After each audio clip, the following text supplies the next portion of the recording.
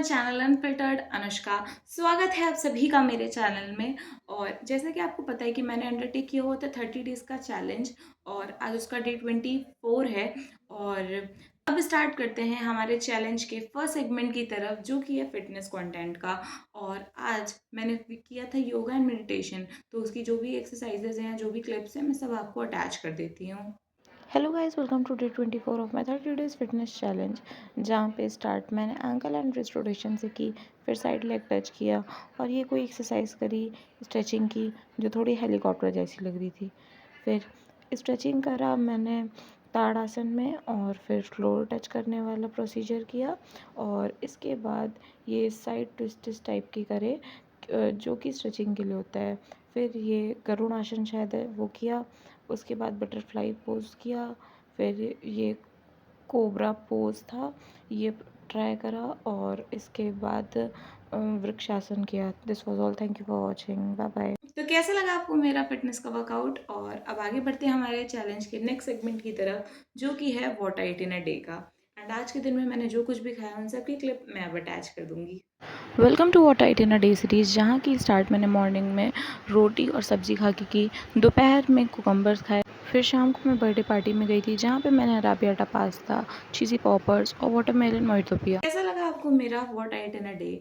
And next challenge जो है मेरा, वो है बुक रीडिंग का। और मैं पढ़ रही हूँ the power of subconscious mind bye Joseph Murphy. और आज के डे की मेरी जो भी लर्निंग्स थी, मैं अब आपसे वो सब शेयर करती हूँ। जो सबसे पहले आज मैंने एक टॉपिक पढ़ा, वो था द स्लीपिंग टेक्निक। और ये सब कुछ जो भी टेक्निक्स मैं पढ़ रही हूँ, वो कौन सी टेक्निक्स हीलिंग के लिए यूज़ होती है मॉडर्न टाइम्स में, वो हैं।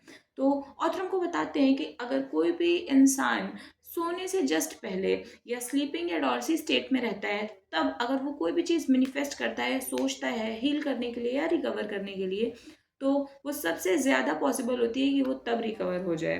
बिकॉज जब इंसान सोने वाला होता है, उसके पहले जो हमारा कॉन्शियस माइंड होता है, वो बहुत ही सटल नेचर में आ जाता है। उसके पहले कॉन्शियस माइंड में थाउजेंड्स ऑफ थॉट्स चल रहे होते हैं, बट सोने से पहले बहुत ही सटल वे में कॉन्शियस माइंड होता है।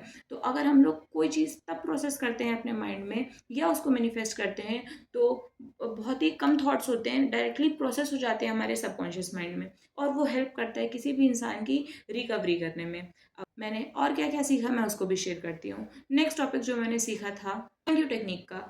इसमें ऑथर हमको बताते हैं कि अगर कोई भी इंडिविजुअल है, वो बहुत ही ज़्यादा ग्रैटिट्यूड और ग्रेटफुलनेस शो करता है जो भी उसको लाइफ में अचीव हो जाता है। फॉर एग्जाम्पल, अगर किसी इंडिविजुअल ने कुछ बहुत मैनिफेस्ट करा और उसको वो चीज़ इन लाइफ रियलिटी में मिल गई, बट वो फिर भी उसके लिए ग्रेटफुल और थैंकफुल नहीं है, तो ये यूनिवर्स एज अ सिग्नल लेती है। और जब इंसान अगली बार कुछ बहुत ज़्यादा मैनिफेस्ट करता है, तो क्योंकि वो बहुत ग्रेटफुल नहीं होता है अर्लियर टाइम में, तो यूनिवर्स उस तरीके के पॉजिटिव एनर्जी से उसको चार्ज नहीं करती है।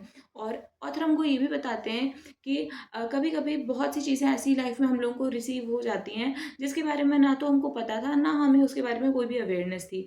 बट स्टिल हम लोग अगर उन सब चीज़ों के लिए बहुत ज़्यादा थैंकफुल और बहुत ही ज़्यादा ग्रेटफुल रहेंगे, तो वो एक बहुत अच्छी ब्लेसिंग की तरीके यूज़ होगी हमारी लाइफ में, और हमारे सबकॉन्शियस माइंड में उसका एक बहुत ही पॉजिटिव एनर्जी चार्ज हो जाएगा। नेक्स्ट टॉपिक आज मैंने जो पढ़ा वो था द अफर्मेटिव मेथड। इसमें ऑथर हमको बताते हैं कि जितने भी हम लोग लाइफ में अफर्मेशंस करते हैं, तो उसकी इफेक्टिवनेस डिटरमाइन होती है हमारे जो थॉट्स थे उसकी ट्रुथफुलनेस से, और क्या वो एक्चुअल में रियलिटी में हम लोग उससे कितना ज़्यादा मीनिंग होल्ड कर पा रहे थे या उसको अंडरस्टैंड करते थे उस पर। ऑथर हमको बताते हैं कि हमारे कोई भी एफर्ट्स जो है वो वेन में नहीं जाते हैं अगर हम लोग रेपिटेशन करते हैं अपने पॉजिटिव इन्फॉर्मेशंस का ट्रुथफुलनेस के साथ में, तो यूनिवर्स उसको एक पॉजिटिव कलेक्शन की तरह लेता है।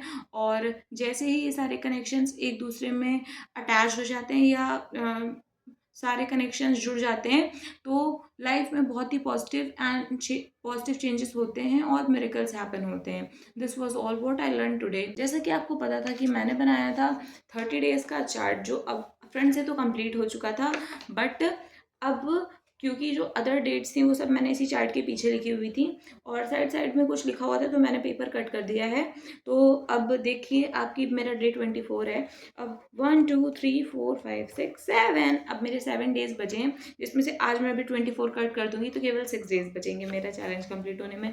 और जैसे जैसे मैं कंप्लीट करती जा रही हूँ तो मुझे बहुत खुशी हो रही है। और चलिए स्टार्ट करते हैं 24 को कट करने का।